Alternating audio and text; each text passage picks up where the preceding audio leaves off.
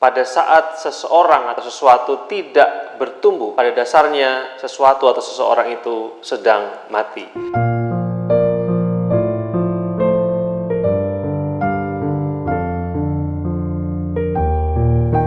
Shalom Bapak Ibu dan Saudara yang terkasih dalam Tuhan Yesus Kristus. Saya ingat satu perkataan yang mengatakan bahwa pertumbuhan itu adalah tanda kehidupan. Pada saat seseorang atau sesuatu tidak bertumbuh, pada dasarnya sesuatu atau seseorang itu sedang mati. Bapak Ibu dan Saudara yang terkasih dalam Tuhan, saya percaya bahwa firman Tuhan yang kita nikmati hari demi hari dalam perjalanan 30 hari menuju iman yang satu langkah lebih dewasa ini akan menolong kita untuk terus bertumbuh karena ada kuasa firman dan kuasa Roh Kudus yang bekerja di dalamnya. Pada kesempatan ini, izinkan saya mengajak untuk merenungkan satu prinsip firman Tuhan yang berkaitan dengan bersyukur. Bersyukur dalam segala keadaan. Firman Tuhan dalam 1 Tesalonika pasal 5 ayat 18 berkata, "Mengucap syukurlah dalam segala hal, sebab itulah yang dikehendaki Allah di dalam Kristus Yesus bagi kamu." Ada orang yang selalu bisa saja menemukan alasan untuk mengeluh. Semua alasan yang diangkat adalah alasan yang membuat orang itu tidak bersyukur, menyalahkan ini, menyalahkan itu. Banyak hal yang dijadikan sebagai alasan untuk menggerutu. Tetapi ada juga orang yang bisa menemukan alasan untuk bersyukur. Perbedaannya bukan tentang situasi atau keadaan atau kehidupan atau realitas yang dijalani, tetapi perbedaan yang signifikan adalah sikap atau cara pandang kita terhadap hidup. Rasul Paulus menuliskan teks firman Tuhan ini kepada jemaat di Tesalonika yang pada waktu itu dalam keadaan yang tidak baik-baik saja. Mereka adalah orang-orang yang sedang mengalami penganiayaan dan tekanan yang berat. Hidup mereka tidak mudah. Tetapi Rasul Paulus mengajarkan kepada mereka mengucap syukurlah dalam segala hal. Rasul Paulus tidak mengatakan mengucap syukurlah atas segala hal, tetapi di dalam segala hal.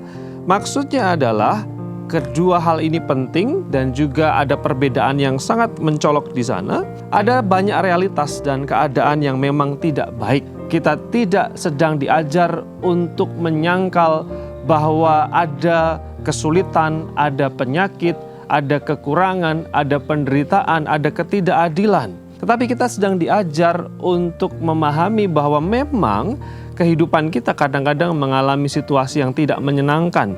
Ada pergumulan, ada tantangan, ada masalah, ada beban, dan juga berbagai macam situasi yang tidak ideal dan tidak kita harapkan. Namun firman Tuhan katakan mengucap syukurlah dalam segala keadaan tersebut. Kita diajar untuk melihat pemeliharaan Allah dan penyertaan Allah di dalam segala hal. Dengan melihat dan percaya akan penyertaan Allah, maka kita sedang bersyukur. Rasa syukur adalah latihan iman. Bisa tidak kita bersyukur ketika kekurangan? Bisa tidak kita bersyukur ketika keadaan sedang tidak baik-baik saja? Semakin kita bersyukur, semakin kita bisa melihat kebaikan Tuhan.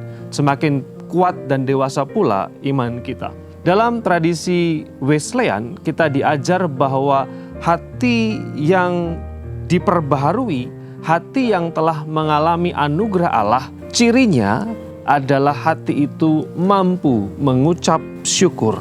Kenapa? Karena orang itu sadar bahwa ada kasih karunia Allah, ada alasan untuk selalu melihat tangan dan karya Allah. Kita diajar untuk mulai kebiasaan sederhana supaya iman kita bertumbuh. Setiap saat, setiap waktu, dalam kesempatan, mari coba temukan alasan untuk sengaja bersyukur kepada Allah. Renungkan beberapa pertanyaan ini. Yang pertama, dalam hal apa Tuhan sedang mengajar saya untuk bersyukur saat ini? Yang kedua, bagaimana supaya saya memiliki hati yang lebih bersyukur saat ini? Mari kita berdoa. Tuhan, ajar kami memiliki hati yang penuh syukur.